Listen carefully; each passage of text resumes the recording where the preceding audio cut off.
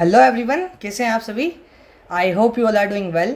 मैं हितेश दुबे आप सभी का स्वागत करता हूं आदर्श परिवार एवं आधुनिक नालंदा यूपीएससी एवं स्टेट पीएससी निःशुल्क कोचिंग क्लासेस के इस यूट्यूब प्लेटफॉर्म पर करंट अफेयर सीरीज के आज के वीडियो में हम बात करने वाले हैं द हिंदू में आए हुए एक टॉपिक के बारे में जो कहता है भारत उन चुनिंदा देशों में शामिल है जिन्होंने जनगणना नहीं करवाई, यानी सेंसस से संबंधित ये पूरा टॉपिक होने वाला है। हमें इस टॉपिक से मुख्यतः क्या लेना है कि अभी वर्तमान में जनगणना हमें 2021 में देखने को मिलनी थी जो कि कोरोना के कारण अभी नहीं हुई है। तो हमें मुख्यतः हो सकता है कि जो क्वेश्चन यूपीएससी में ऐसे आ जाए कि आप बताइए जनगणना के क्या क्या निहितार्थ होते हैं, क्या क्या इससे प्रभाव पड़ता है, यदि सेंसस नहीं होगा तो उससे क्या क्या चीज़ों पर प्रभाव पड़ सकता है, या फिर सेंसस होता है तो उससे किन किन चीज़ों पर प्रभाव पड़ता है। तो उन सभी टॉपिक्स के बारे में आज हम चर्चा करेंगे। लेकिन इस टॉपिक में आगे बढ़ने से पहले जो नए व्यूअर्स हैं उनको मैं बता दूं कि ये जो आदर्श परिवार का यूट्यूब प्लेटफॉर्म है, इसके माध्यम से आप यूपीएससी या फिर एमपीपीएससी से संबंधित जो स्टैटिक पोर्शन है, जैसे मान के चलिए आपको अगर मॉडर्न हिस्ट्री करना है तो मॉडर्न हिस्ट्री हुआ, पॉलिटी हुआ, ज्योग्राफी हुआ,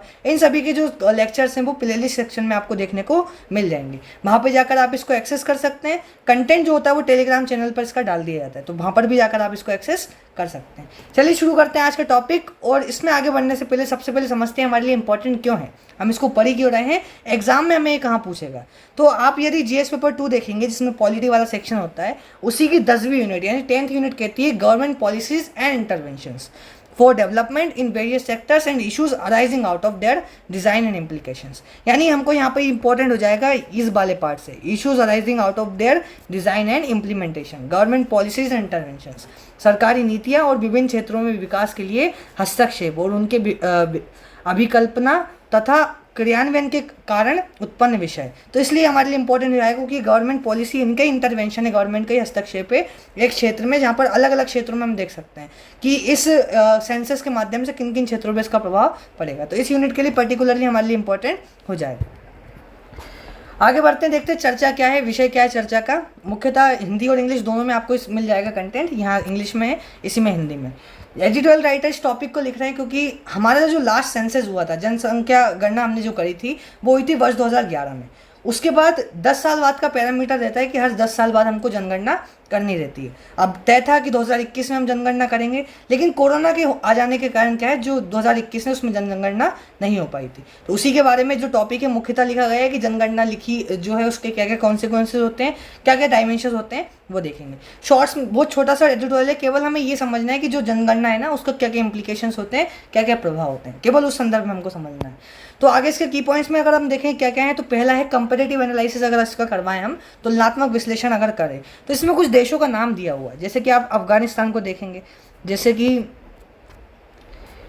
आप देखेंगे सीरिया को, यमन को, सोमालिया को। ये वे देश इन्होंने हाल ही में क्या करा है, जो जनगणना है वो नहीं करवाई है। वो क्यों नहीं करवाई है, उनके यहाँ पे क्या है, कोई ना कोई इन्वेशन यानी कि आक्रमण हुआ है, सिविल वॉर हुई है, गृह युद्ध हुआ है, या फिर कोई इकोनॉमिक क्राइसिस वहाँ देखने को मिल रही है। इस कारण से इन देशों में जो सेंसस है वो नहीं करवाया गया है, और भारत में भी नहीं करवाया गया है। लेकिन उसमें भारत में इन सभी विषयों में कोई भी संबंध नहीं है, यानी ना तो ये संबंध मतलब invasion, civil war, economic crisis, ऐसा कुछ भी भारत में नहीं हुआ है। फिर भी हमारे जो सेंसस नहीं हुई है, कारण क्या है, कोरोना। कोरोना के कारण जो 2021 में हमारा सेंसस होना था उसको हमने आगे बढ़ाया। अभी आगे इसका निश्चित नहीं है कि कब होना है, लेकिन 2021 में जो होना था वो हमने नहीं करवाया। ये देशों के बारे में बताया, रीजन्स वो बताया कि अभी आसपास के जो कंट्रीज़ हैं उनसे अगर हम तुलना करें तो देखेंगे नेपाल, मालदीव्स, भूटान और बांग्लादेश, ये वो देश है जिन्होंने क्या करा है, अपने यहाँ के सेंसस करवा लिए हैं, have conducted their census leaving India as an outlier in the region. है ना, वो थोड़ी सी आलोचना कर रहा है कि भारत अभी अपनी सेंसस नहीं करवा रहा है। तो मुख्यतः क्या आपको पता होना चाहिए कि हमारे यहाँ के जो नाइबरिंग देश में है नेपाल, मालदीव्स, भूटान और बांग्लादेश। यानी किसी भी अगर अप्रोच से क्वेश्चन पूछा जाता है, जैसे मान के चलो पॉजिटिव अप्रोच से पूछा है, तो पॉजिटिव अप्रोच में आप बता सकते हैं कि कुछ और देश भी हैं जो अपने कारणों से सेंसस नहीं करवा पा रहे हैं, जिसमें ये देश शामिल हैं। और कारण इनके अलग अलग है, लेकिन भारत के पास भी उसका एक कारण है, क्योंकि क्या है कारण, वो जो कोरोना वायरस है उसका एक कारण है। और दूसरा चीज़, जो रीजनल कॉन्टेक्ट अगर नेगेटिव पॉइंट ऑफ व्यू में आए तो आप बता सकते हैं कि नेपाल, मालदीव, भूटान, बांग्लादेश, ये पास के जो कंट्रीज़ है वो भी अपना सेंसस जो है वो अच्छी तरीके से करवा चुके हैं। यानी किसी भी संदर्भ में आए टॉपिक हमें ये चीज़ें पता होनी चाहिए। आगे क्या दिया हुआ है, कॉन्सिक्वेंसेस, उसके परिणाम। क्या परिणाम बताएं भाई, परिणाम बताए हैं यदि हमारा सेंसस नहीं होता है। सेंसस मुख्यतः हम इस्तेमाल कहाँ करते हैं, जनगणना का अर्थ क्या होता है, जनगणना में क्या बताती है कि हमारे देश में कितने लोग हैं, ठीक है। उसमें भी ये बताती है कि हमारे यहाँ महिलाएं कितने हैं, हमारे यहाँ पुरुष कितने हैं, ये बताता है। साथ ही साथ अलग अलग चीज़ों के डायमेंशन जो हैं वो भी इस सेंसस से देखने को हमें मिलते हैं।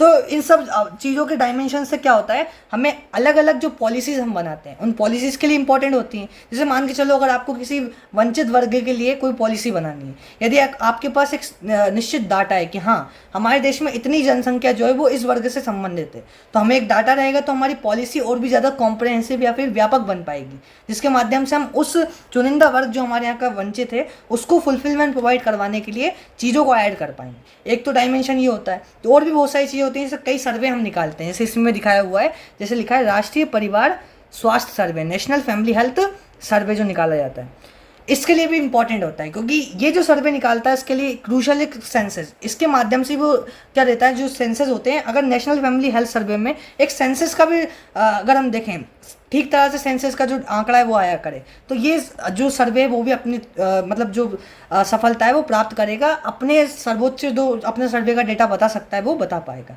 नेक्स्ट जो दिया हुआ है वो कौन सा है, नमूना पंजीयन प्रणाली जो है, आगे दिया है इसमें इंग्लिश में ही क्या हुआ है, SRS यानी सैंपल रजिस्ट्रेशन सिस्टम। ये सैंपल रजिस्ट्रेशन सिस्टम के लिए भी क्रूशल हो जाता है। PDS पब्लिक डिस्ट्रीब्यूटिव सिस्टम, अभी PDS क्या होता है, नेशनल फैमिली हेल्थ सर्वे क्या होता है, इसके बारे में अतिरिक्त जानकारी जो है वो आपको देखना है, और आप में से जिनको पता हो कमेंट बॉक्स में आप बता सकते हैं कि ये क्या होते हैं। तो इन सभी के बारे में एडिटोरियल ने बताया कि राइटर ने इसके कॉन्सिक्वेंसेस क्या है भाई, कि जो NFSC है उसके डेटा में थोड़ी सी हमको देखने को मिलेगी कि अगर NFSC का डेटा जो है अच्छी तरीके से और कॉम्प्रहेंसिव देखने को मिलेगा यदि हमारा सेंसस बढ़िया हो पाए। दूसरा PDS यानी पब्लिक डिस्ट्रीब्यूटिव सिस्टम है वो हो सकेगा, जो SRS है उसके माध्यम से देखने को मिलेगा। नेक्स्ट पॉइंट में बताता है पॉलिटिकल एंड सोशल इम्प्लीकेशंस। वो पॉलिटिकल सोशल इम्प्लीकेशंस कैसे बताता है, हमको पहले बताता है ये गवर्नेंस के माध्यम से। शासन में मुख्यतः क्या होता है, शासन 3 चीज़ों से बन के मिलता है। शासन के मुख्यतः 3 काम होते हैं। क्या काम होते हैं शासन के, एक होता है नीति को बनाना, दूसरा काम होता है नीति का इम्प्लीमेंट करना, उनका क्रियान्वयन करवाना, और तीसरा काम क्या होता है, जो क्रियान्वयन हुआ है और जो नीति बनी है इन दोनों का निरीक्षण करना कि क्या ये दोनों चीज़ें अपने स्तर पे सही तरीके से हुई है। इन तीनों कामों के समन्वय को कहा जाता है शासन, यही होता है। और हमारे यहाँ जो शासन करने के लिए प्रणाली है वो कौन कौन सी है, कानून बनाने के लिए हमारे यहाँ विधायिका, उसको इम्प्लीमेंट करने के लिए हमारे पास है कार्यपालिका, और उसका निरीक्षण करने के लिए हमारे पास है न्यायपालिका। ठीक है, तो गवर्नेंस पे इसका इम्पैक्ट कैसे बनेगा भाई, कि हमने यहाँ पे देखा जो नेशनल फैमिली हेल्थ सर्वे हुआ, या फिर सैंपल रजिस्ट्रेशन सर्वे सिस्टम हुआ, या फिर जो हमारा पब्लिक डिस्ट्रीब्यूटिव सिस्टम हुआ, ये वे चीज़ें हैं जो हमारे यहाँ नीति निर्माण को एक बहुत प्रभावित करती है। नेशनल फैमिली हेल्थ सर्वे वो डेटा में हमारे सामने लेके आता है जिसका आधार बनाकर कई पॉलिसी जो है वो सरकार लेके आ सकती है। तो इसीलिए हमें जो पहला पॉइंट होता है विधायिका वाला, उसको डायरेक्टली इंप्लीमेंट कर रहा है। सेकेंडली इम्प्लीकेशन के लिए भी बहुत इंपॉर्टेंट हो जाता है। जैसे मान के चलिए आप कार्यपालिका के अंदर एक व्यक्ति हैं, परमानेंट कार्यपालिका के लिए आप मुख्यतः प्रयास कर रहे हैं, आप IAS IPS के लिए तैयारी कर रहे हैं, तो उसमें भी आपके पास अगर एक निश्चित डेटा होगा कि आपके ज़िले में कौन सी मतलब जो वंचित वर्ग है वो कितने वंचित वर्ग है, उसके लिए कितनी चीज़ों की आवश्यकता है, किन किन संसाधनों की आवश्यकता है, तो काम करना आपके लिए भी आसान हो जाएगा। तो हमारे शासन का जो दूसरा तत्व है यानी जो इम्प्लीमेंटेशन वाला तत्व है वो भी प्रभावित हुआ। अब नियंत्रण वाला जो है वो उसमें प्रभावित होगा कि नहीं होगा, क्योंकि इन दोनों का जो काम ये कर रहे हैं, अब इसका निरीक्षण वो ठीक तरीके से जब कर पाएगा जब उनके पास भी सही तरीके से डेटा उपलब्ध होगा। तो ये तीनों जो तत्व होते हैं वो क्या होते हैं, इससे प्रभावित होते हैं, इसलिए सेंसस जो है वो इंपॉर्टेंट देखने को मिलता है। और आगे इसमें और क्या बताया है, और the delivery of social services at various administrative levels, जो इसमें बताया गया है कि विभिन्न जो हमारा जो प्रशासनिक लेवल है उसमें जो सामाजिक संसाधन होते हैं उसको बांटने के लिए भी जो है ना ये इंपॉर्टेंट पड़ जाता है। तो यदि आपसे अगर क्वेश्चन पूछा जाए कि बताइए सेंसस के क्या क्या निहितार्थ हैं, सेंसस यानी जनगणना के क्या क्या निहितार्थ हैं, क्या क्या चीज़ें सेंसस से फ़ायदा देखने को मिलता है, तो आप इन सभी पॉइंट्स को डिस्कस कर सकते हैं। एक पॉइंट जो इसमें नहीं बताया गया है, एडिशनली आपको ऐड करना है, एडिटोरियल में चर्चा नहीं है, वो है डेलिमिटेशन। डेलिमिटेशन यानी क्या होता है, परिसीमन। परिसीमन आप जानते होंगे, वे मतलब परिसीमन क्या है, एक प्रोसेस है जिसके माध्यम से हम वो जो हमारी सीट्स होती है लोकसभा में, विभिन्न राज्यों में किसकी सीट कितनी होगी लोकसभा में उसको डिसाइड करते हैं, वो परिसीमन कहलाता है। तो परिसीमन के लिए भी जो सेंसस का डेटा होता है ना वो बहुत क्रूशियल होता है। तो आप ये भी बता सकते हैं कि सेंसस होने से हम जो डेलिमिटेशन है उसको भी कंप्लीट करा सकते हैं। डेलिमिटेशन के लिए भी क्रूशियल होता है, इसलिए सेंसस इंपॉर्टेंट है हमारे लिए। और क्या है भाई, यूपीएससी ने एक क्वेश्चन पूछा था वंचितता का प्रक्रम, या फिर बोल सकते हैं प्रोसेस ऑफ डेप्रीविएशन।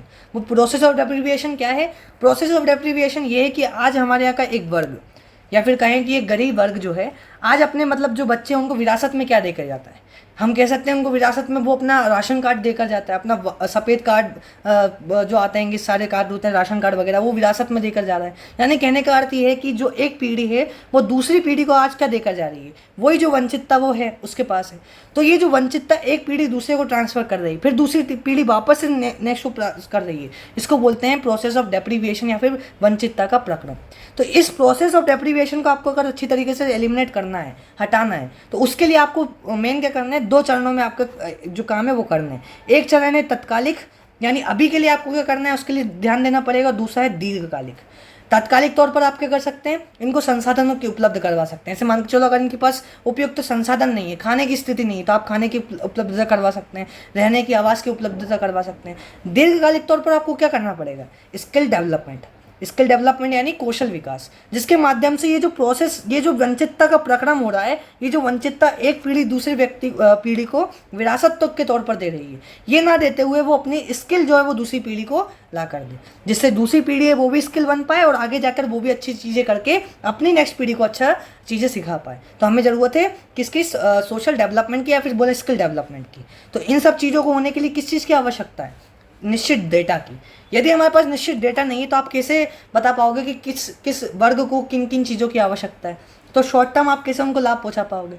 लॉन्ग टर्म में आपको अगर स्किल डेवलपमेंट प्रोग्राम्स लेके आने हैं तो उनके सही क्रियान्वयन के लिए आपके पास फिर डेटा होना बहुत आवश्यक है। नहीं तो आप कैसे कैंप्स को लगा पाएंगे जो स्किल डेवलपमेंट है उसके लिए। तो ये भी आयाम इसका एक देखने को हमें मिल सकता है। आगे बढ़ते हैं। ये जो पूरी हमारी चर्चा थी वो समाप्त हुई। इस एडिटोरियल में जो मेन पॉइंट्स थे वो इसमें थे। आपको और सोचना है इसके ऊपर कि जो सेंसस है उससे और क्या क्या चीज़ें हो सकती है और क्या क्या आयाम इस पर सोचे जा सकते हैं। तो आज का जो टॉपिक था वो इतना कंप्लीट हुआ। यदि इस पूरे टॉपिक के बारे में आपको जो PDF है, जो हमें पूरा कंटेंट इसमें दिया हुआ है, वो अगर आपको चाहिए तो आप आदर्श परिवार के जो टेलीग्राम चैनल है उस पर जा सकते हैं, या फिर डायरेक्टली इस QR कोड को भी स्कैन करके इस टेलीग्राम चैनल तक पहुँच सकते हैं, जिसमें आपको जो करंट है उसका तो PDF मिल ही जाएगा, साथ साथ जो स्टैटिक पोर्शन है उसके भी PDF इसमें डाल दिए जाते हैं। और यदि आप ऑफलाइन क्लासेस के संबंध में बात करना चाहते हैं तो इस नंबर में फ़ोन लगा के आप चर्चा कर सकते हैं। और आज की चर्चा की समाप्ति करेंगे थॉट ऑफ द डे से, परीक्षित भारती सर के एक मोटिवेशनल थॉट से, जो है जब हम ईमानदारी से नियमित लक्ष्य की ओर चलते हैं तो एक दिन मंजिल जरूर मिलती है ना। हम एक बार लगे हुए हैं किसी मंजिल को प्राप्त करने के लिए, तो उसमें अगर हम पूरी दृढ़ता से लगे हुए हैं तो हमें एक दिन वो मंजिल जो है कहीं ना कहीं देखने को मिलेगी, प्राप्त जरूर होगी। तो आशा करता हूँ आज का एडिटोरियल आप लोगों को समझ में आया होगा। यदि इससे संबंध में आपको कोई डाउट हो तो कमेंट बॉक्स में आप पूछ सकते हैं। तो समाप्त करते हैं आज का लेक्चर। आज के लिए इतना ही, फिर मिलेंगे किसी और नए एडिटोरियल के साथ बहुत जल्द।